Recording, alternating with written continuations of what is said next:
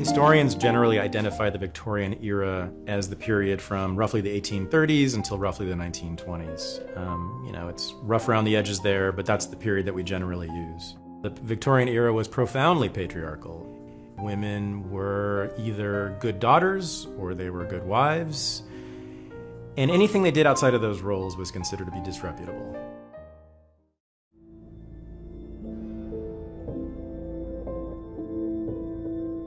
Before the advent of industrial capitalism, most women in the United States were living on farms in isolated rural communities.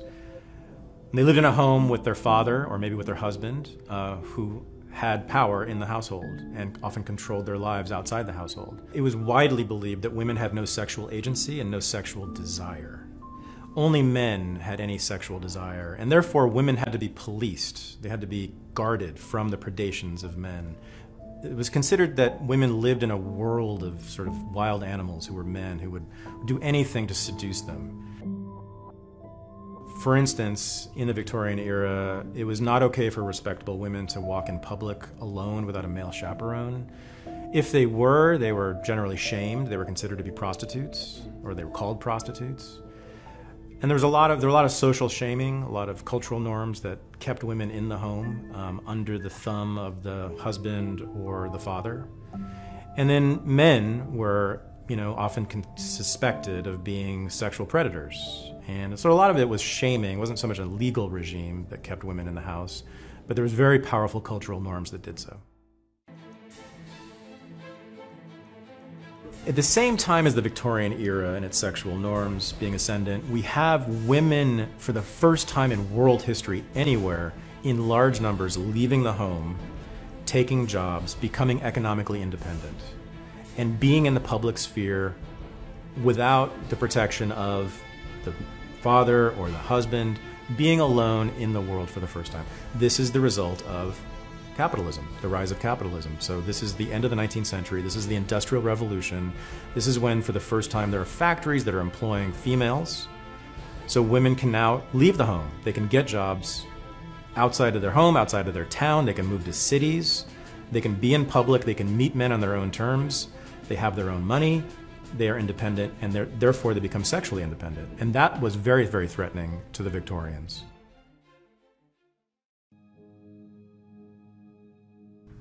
There was also, during this period, the rise of the social purity campaign. That's what it was called. It was led by feminists and Christians and cultural conservatives in the late 19th and early 20th centuries. And what they did was, in every city, every major town across the United States, they would aggressively lobby the city government to shut down the brothels.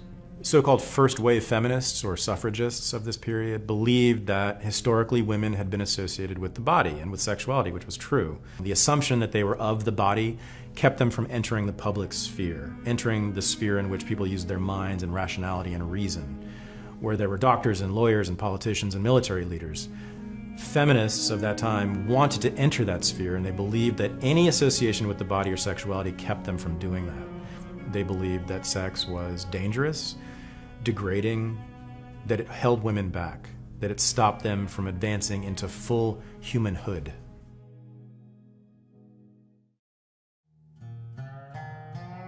The late Victorian era, particularly in the 1910s and 1920s, you see a tremendous amount of policing of sexuality across the color line. There was great concern that black men, and in particular immigrant men, were seducing white American girls and women, often with drugs, or kidnapping them, or simply convincing them to have sex, or convincing them to become prostitutes. The Mann Act was passed in 1910 by Congress. It was largely in response to Jack Johnson, who was the black heavyweight boxing champion of the time. And he very famously had white girlfriends, and was very proud of that and not ashamed of it. And this was at the time, the height of lynching in the South, of black men who were accused of having sex with white women or raping white women. It was at the height of Jim Crow. The Mann Act made illegal the transportation of women across state lines for immoral purposes, which included, in practice, often men, black men or immigrant men, having simply white girlfriends. And Jack Johnson ended up doing prison time for violating the Mann Act, for transporting women across state lines for immoral purposes, which was actually just him driving his girlfriend across state lines. So the Mann Act wasn't very much a sort of a relic or a product of the Victorian age, which policed a particular element of sexuality, which was sexuality across the color line. In the late 19th century, with industrial capitalism, you see the rise of Coney Island and amusement parks and movies and movie palaces and jazz clubs and dance halls and dime novels that women could read about women who had these tremendous exploits, you know, roaming the world on their own independently. So women were spending much of their money on those things, which they found very liberating. And large numbers of American women were doing that during this time. And the Victorians were very concerned about this, and they wanted to police it and stop it. Capitalism very much was running against Victorianism. Capitalism was very much the enemy of the sexual norms of Victorianism.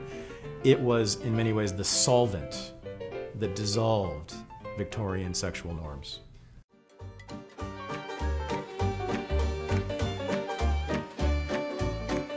During the late Victorian era of the turn of the 20th century, we see both a rise of sexual objectification of women, we see the rise of pornography, we see the rise of dance halls and sexuality in public.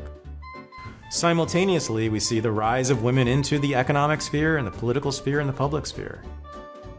For the first time in the late Victorian era, in the late 19th century, you have women who were able to leave the home, get jobs, move to cities, be in public, outside of the control of men for the first time. For the first time in human history, large numbers of women are doing that.